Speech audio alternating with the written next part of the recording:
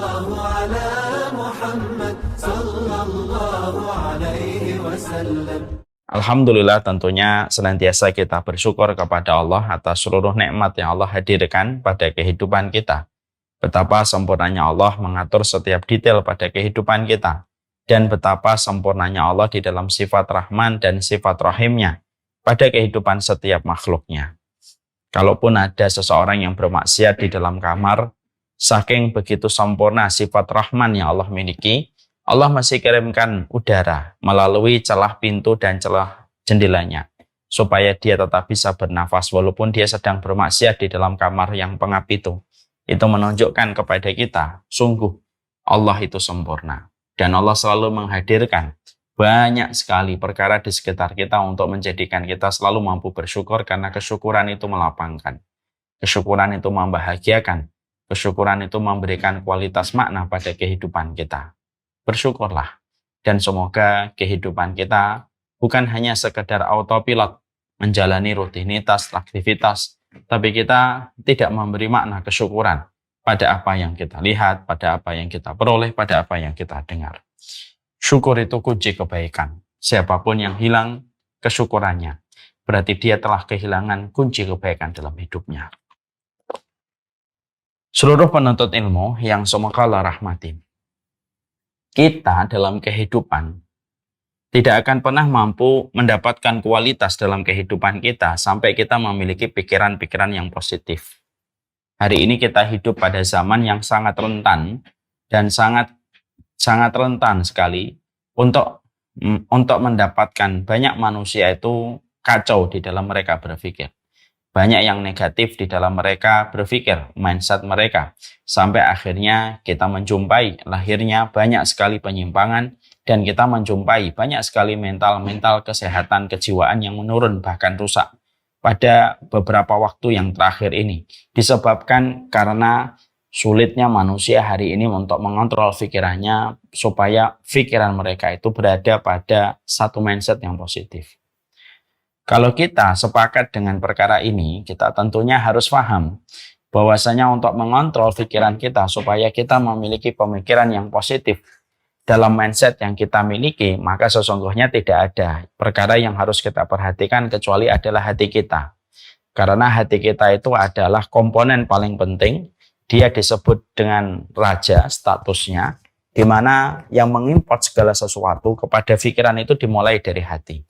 Kalau hatinya sakit, apapun yang diimpor ke pemikirannya, maka itu pun akan selalu bermuatan dengan sesuatu yang negatif. Tapi ketika hatinya adalah hati yang sehat, maka sesungguhnya segala sesuatu yang dialirkan ke pemikiran ataupun ke dalam pikiran, maka pikiran-pikiran itu adalah pikiran-pikiran yang positif.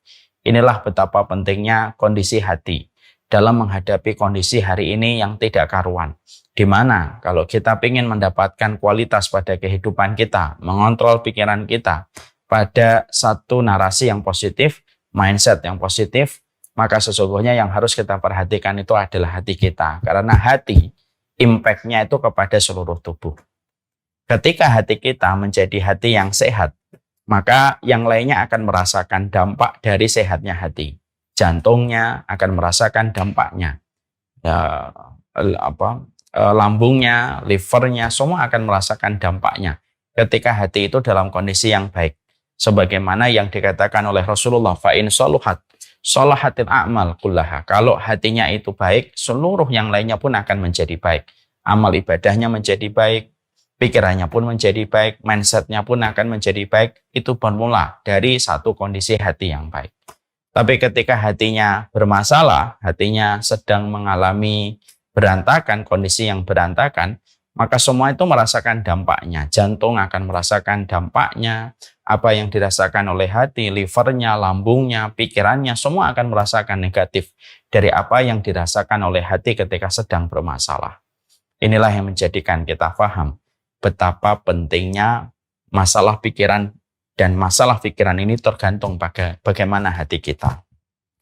Kita tentunya sering sekali melihat satu kasus, bukan kasus, kita sering sekali melihat bukti bagaimana kita menjumpai ada seseorang yang terkadang makannya mungkin biasa, tidak terlalu sehat, tapi kualitas kesehatannya jauh lebih baik daripada mereka yang terkadang terjaga makanannya tetapi tidak terjaga pikirannya, tidak terjaga pola pikirnya.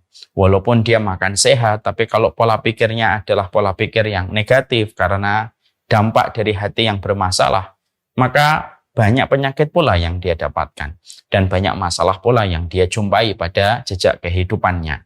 Sebaliknya, kadang-kadang kita jumpai ada orang yang mungkin makannya tidak terlalu sehat. Ya mungkin makannya masih kadang-kadang agak melampaui batas. Tapi karena dia memiliki pola pikir, ataupun ketika dia memiliki hati yang baik gitu, maka pikirannya pun, mindsetnya pun adalah positif. Dan akhirnya kadang kondisi kesehatannya itu bisa lebih stabil daripada mereka yang makan sehat tetapi pikirannya tidak dikontrol. Dan inilah yang semakin menjadikan kita paham.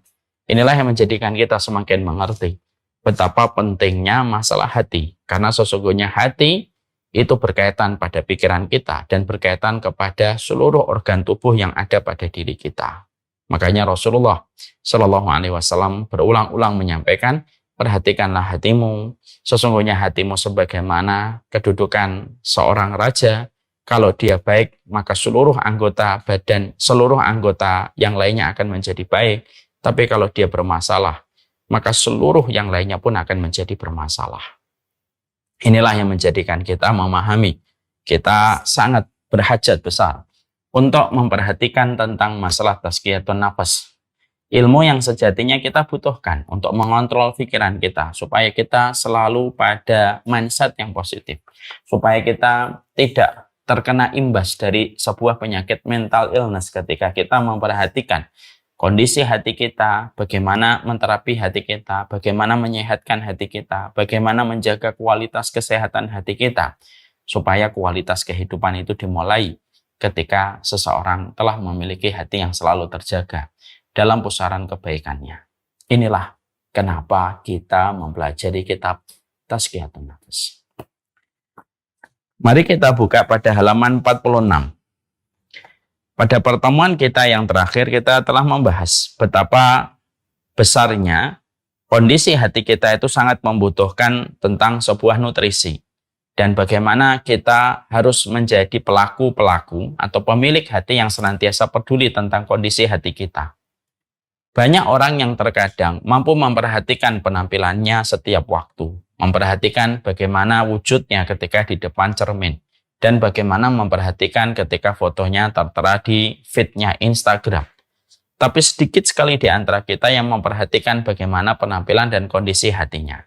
Banyak orang yang mampu melihat kehidupan orang lain yang begitu jauh dari tempatnya dia tinggal, tapi ternyata dia belum tentu mampu untuk mengenali hatinya, bagaimana kondisinya dan bagaimana keadaannya. Dan ini adalah satu musibah, bukan musibah kecil tetapi musibah besar. Imam Ibnu Qayyim mengatakan bahwasanya kalau ada manusia sudah tidak peduli dengan hatinya, lalu dia tidak peduli tentang bagaimana hatinya, bagaimana kesehatannya, bagaimana keadaan yang ada pada hatinya, lalu yang pemilik hati itu saja tidak peduli, maka inilah yang akan berakhir dengan banyak kecelakaan pada hidup. Dan inilah yang akan menjadikan setiap masalah tidak akan pernah selesai, tidak akan pernah mendapatkan solusi kalau setiap orang selalu memperhatikan penampilannya, memperhatikan orang-orang yang jauh, memperhatikan setiap apa yang dia jumpai di feed Instagram, di sosial media, tetapi justru dia tidak memperhatikan hati. Padahal organ yang paling sensitif yang harus selalu kita perhatikan itu adalah masalah hati kita.